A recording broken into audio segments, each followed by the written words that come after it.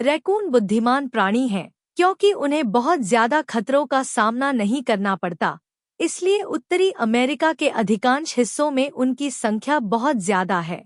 हालांकि उन्हें देखना मनोरंजक हो सकता है। चतुर रैकून को जानने में आपकी मदद करने के लिए हम आपको कुछ रोचक तथ्य बताएंगे। रैकून सर्वाहारी और अवसरवादी खाने वाले होते हैं, जिसका मतलब है कि वे जो भी सबसे सुविधाजनक होता है उसे खाते हैं। उनके भोजन में मेवे, जामुन, फल, बलूत, टिड्डे, चूहे, मछली, मेंढक, कीड़े, छोटे स्तनधारी और जमीन पर रहने वाले पक्षी और उनके अंडे शामिल हैं। रैकून कुशल मैला ढोने वाले भी होते हैं। वे कूड़े के डिब्बे और खाद के ढेर में से खोजबीन करते हैं और रात भर बाहर छोड़े गए पालतू जानवरों के भोजन को चुरा लेते हैं। वे पक्षियों के फीडर पर चढ़ते हैं और पक्षियों के बीज खाते हैं। प्रोसीन लोटर, लोटर का अर्थ है धोबी, रैकून का लैटिन नाम है। यदि आप रैकून को खाते हुए देखते हैं तो आप देखेंगे कि वे अक्सर खाने से पहले अपना खाना धोते हैं। यदि आसपास पानी न हो तो भी वे वही हरकतें करते हैं।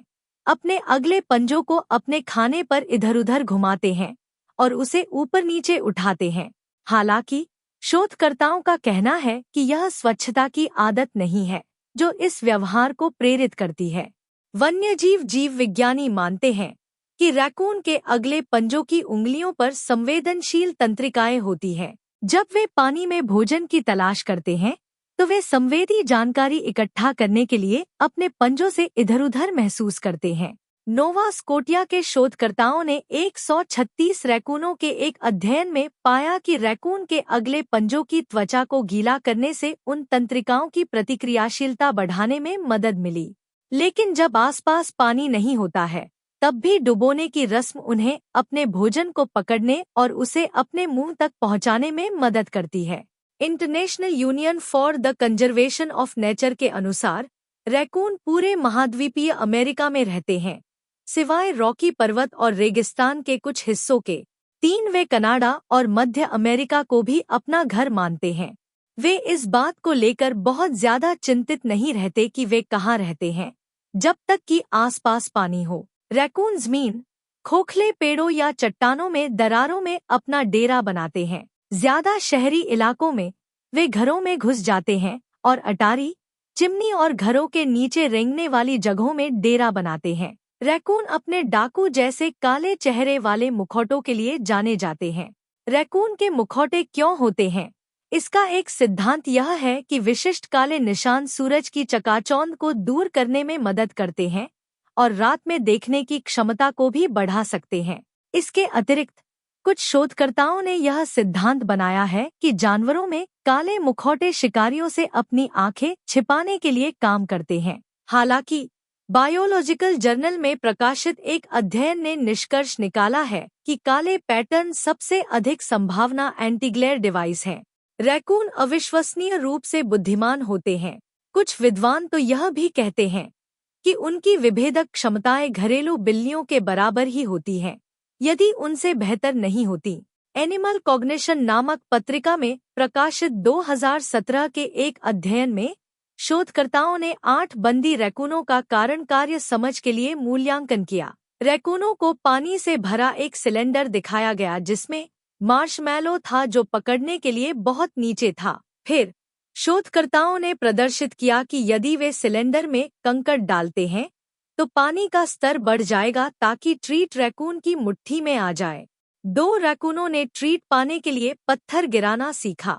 तीसरे ने और भी आसान तरीका खोज लिया। उसने मार्शमैलो तक जल्दी पहुंचने के लिए ट्यूब को ऊपर की ओर झुका दिया। शोधकर्ताओं ने निष्कर्ष निकाला कि रैकून इस कार्य के कई पहलुओं में अभिनव थे। रैकून के आगे और पीछे के पंजों पर 5-5 उंगलियां होती हैं। उनके अगले पंजे विशेष रूप से निपुण होते हैं और वास्तव में पतले मानव हाथों की तरह दिखते और काम करते हैं। वे अपने फुर्तीले उंगलियों जैसे पंजों का उपयोग भोजन को पकड़ने और हेरफेर करने के लिए करते हैं। साथ ही कई तरह की वस्तुओं जैसे कुंडी, ढक्कन, जार, बक्से और दरवाजे के हैंडल को भी संभालते हैं। यही कारण है कि वे लगभग हर जगह घुसने में सक्षम लगते हैं और आसानी से कचरे के डिब्बे के ढक्कन उठा सकते हैं और सभी प्रकार के कंटेनर खोल सकते हैं। रैकून ज्यादातर एकांत रहने वाले जानवर हैं। रात्रिचर प्राणी होने के कारण वे दिन के समय शायद ही कभी बाहर निकलते हैं और वे अपनी मांद के पास ही रहने की कोशिश करते हैं। केवल खाने पीने के लिए ही पर्याप्त दूरी तय करते हैं। कभी कभी मादा रैकून के समूह एक साथ समय बिताते हैं, लेकिन जब प्रजनन और अपने बच्चों को पालने का समय आता है तो प्रत्येक मादा समूह से अलग हो जाती है। मादाएं अपने बच्चों के साथ तब तक रहती हैं जब तक वे लगभग 1 वर्ष के नहीं हो जाते।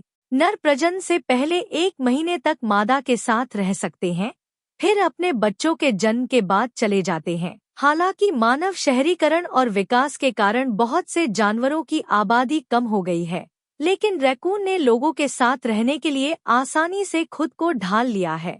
IUCN के अनुसार उत्तरी रैकून सबसे कम चिंता वाली प्रजाति है और इसकी आबादी की संख्या बढ़ रही है। हालांकि रैकून के अस्तित्व के लिए कोई बड़ा खतरा नहीं है, लेकिन वे खतरों का सामना करते हैं। ऐसे ही और फैक्ट्स जानने के लिए हमारे चैनल को सब्सक्राइब जरूर करें। धन्यवाद।